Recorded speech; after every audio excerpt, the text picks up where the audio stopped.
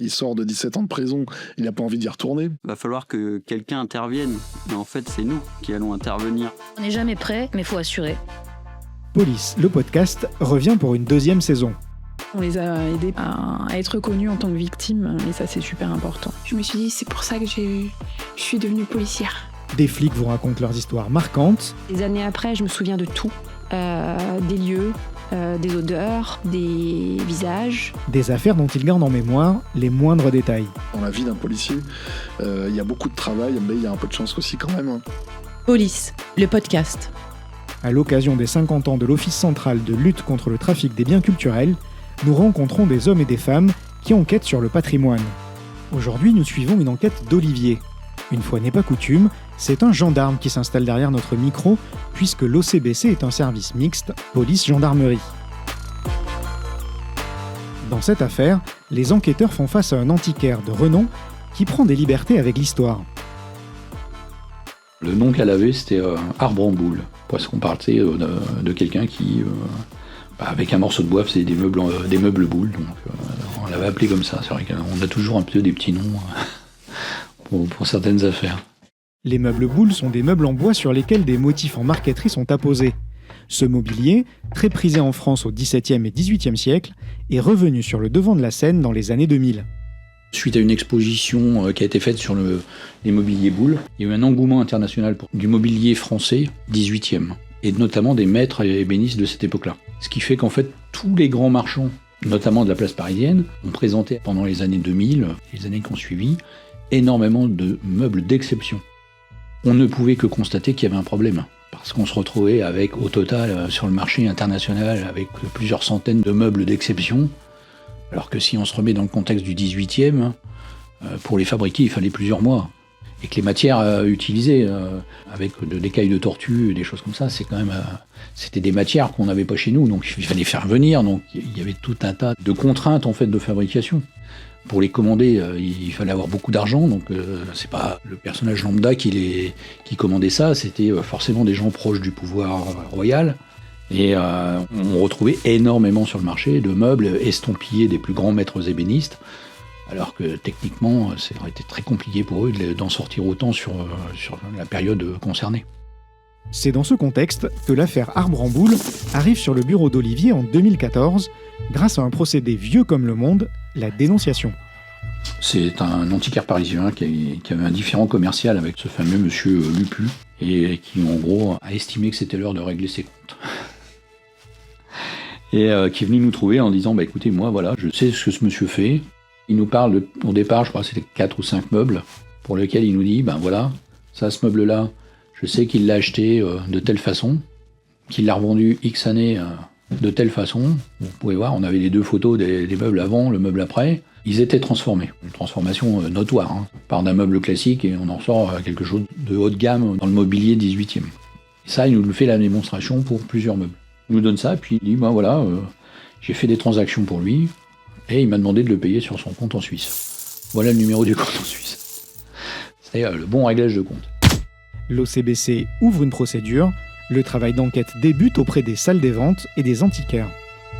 La première chose qu'on a faite, c'est vérifier déjà ce qui nous était raconté par ce fameux marchand. C'est pas le tout de dire des choses sur ses confrères, il faut aussi que ça soit vrai. Peu de temps après l'ouverture de l'enquête en préliminaire, le galeriste monsieur Lupu, lui a fermé sa boutique. Quand il a fermé sa boutique et qu'il a mis dehors ses employés, You're fired! Ses employés, ayant appris qu'il y avait une enquête ouverte, sont aussi venus nous trouver en disant oui, il nous a virés comme des malpropres, donc on va vous raconter ce qu'on faisait pour lui. Donc, tout ça, ça aide, mais après il faut matérialiser tout ça. Déjà, on vérifie par rapport aux ventes qu'il nous a indiquées. Donc on vérifie si M. Lupu, à l'époque, avait bien acheté le meuble qu'on nous disait et s'il était bien comme ça au départ. C'est du travail d'enquête. Alors ça va être soit des registres de police quand c'est d'autres antiquaires auprès desquels il achète, mais ça est aussi auprès des salles des ventes aux enchères. Et là, dans ce dossier-là, il y a une grosse partie de l'enquête qui a été un travail d'archives pour essayer de retrouver ce qu'il avait acheté. Olivier et ses collègues s'intéressent au livre de police du mis en cause. Ce document recense les achats et les ventes d'un antiquaire, ainsi que la provenance des objets.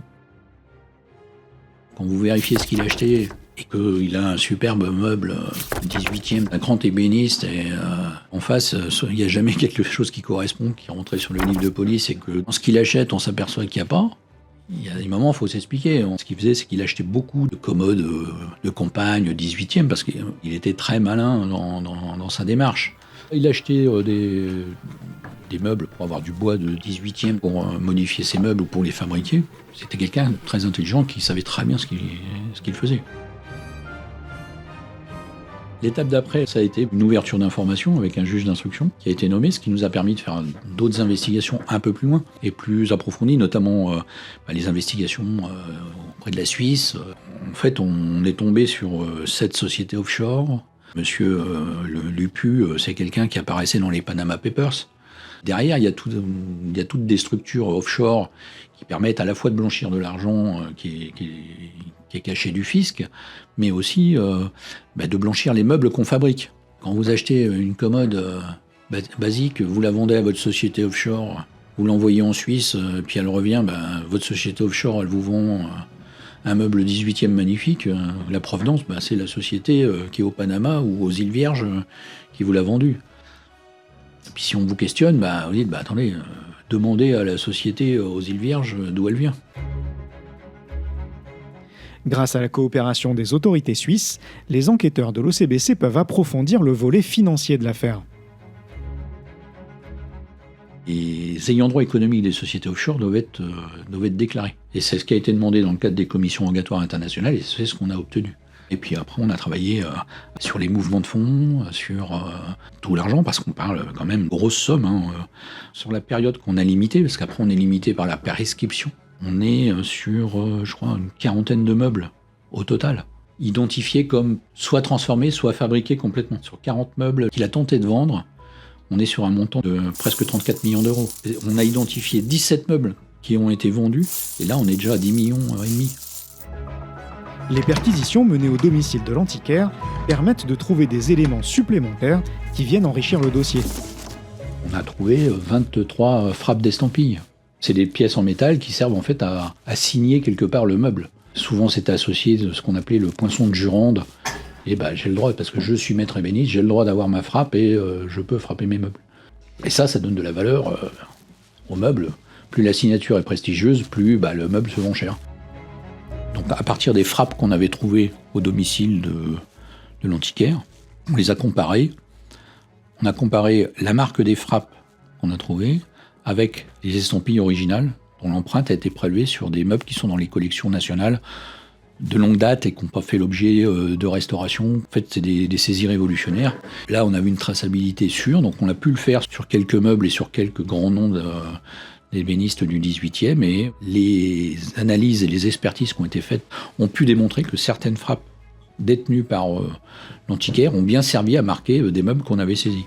Ce qui, en fait, prouve de manière presque incontestable qu'il a bien utilisé ses frappes et qu'il a bien falsifié en fait l'authenticité du meuble.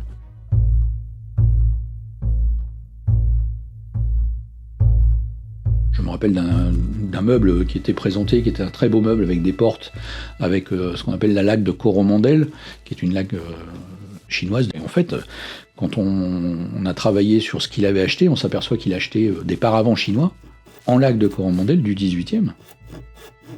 Et en fait, il faisait découper les panneaux en surépaisseur qu'il remettait sur des meubles qu'il avait achetés où il n'y avait pas de laque, et on leur donnait de la valeur et on mettait une estampille dessus.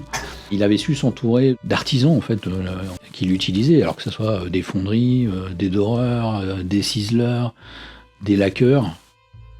Sa démarche, elle allait très loin en fait dans le détail. Ce qui faisait aussi qu'il faisait des meubles quelque part de belle qualité, mais qu'il interprétait.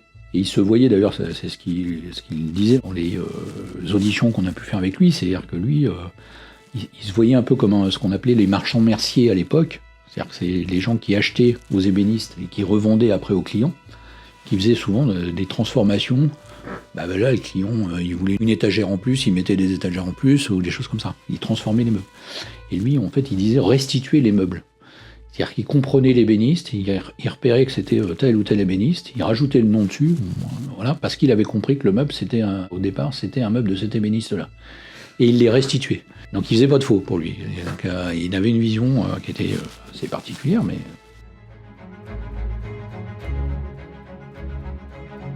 Là, on rentre sur de la tromperie par rapport aux gens. Quand on leur dit qu'on leur vend quelque chose comme du 18e de tel artiste, alors que la marque elle a été faite la semaine dernière dans le sous-sol de sa galerie, on les trompe, on les escroque. De la tromperie si on se trompe sur ce qu'on vend mais qu'on ne le sait pas. De l'escroquerie si on sait très bien que le meuble on l'a fabriqué la semaine dernière. Et après, on a tout ce qui est infraction liée au blanchiment de l'argent qu'on récolte avec ça. Sur ce dossier-là, il y a eu 2 dossiers. Le dossier sur la fabrication des faux, les escroqueries qu'on pouvait reprocher à monsieur, et après tout le volet blanchiment de l'argent. C'est une des premières affaires où on met en exergue en fait cette pratique qui était on va dire, su et connu de tout le marché. Jamais personne ne voulait parler de quoi que ce soit, et c'était un peu l'omerta. Hein. Et puis surtout, c'était très enrichissant, à la fois de faire la connaissance de ce personnage, hein, qui était un grand antiquaire parisien, qui était très sûr de lui, qui était réputé comme étant le dénicheur de superbes meubles, et puis de s'apercevoir que, au moins depuis les années 2000, en fait, il a beaucoup triché. Et au départ, ce qu'on reprochait, c'était de dire vous allez tuer le marché français avec ça. Alors, certes, effectivement, aujourd'hui, le mobilier du 18e a perdu de sa cote, hein, quelque chose qui était vendu plusieurs millions d'euros. Vous pouvez l'acheter peut-être pour moins de 500 000, ce qui est déjà du prix, mais c'est rien à côté de ce que ça valait. Ce qu'on a essayé de leur faire comprendre, c'est que c'est eux, par leur pratique, qui ont en fait perdu la confiance des clients. Alors qu'un client, aussi riche soit-il, si on lui explique pourquoi il y a eu des restaurations, quelle restauration il y a eu sur le meuble, et ce qu'on sait de sa provenance réelle, et je pense qu'ils veulent l'acheter si le meuble lui plaît. Parce qu'en fait, lui, il s'en fiche.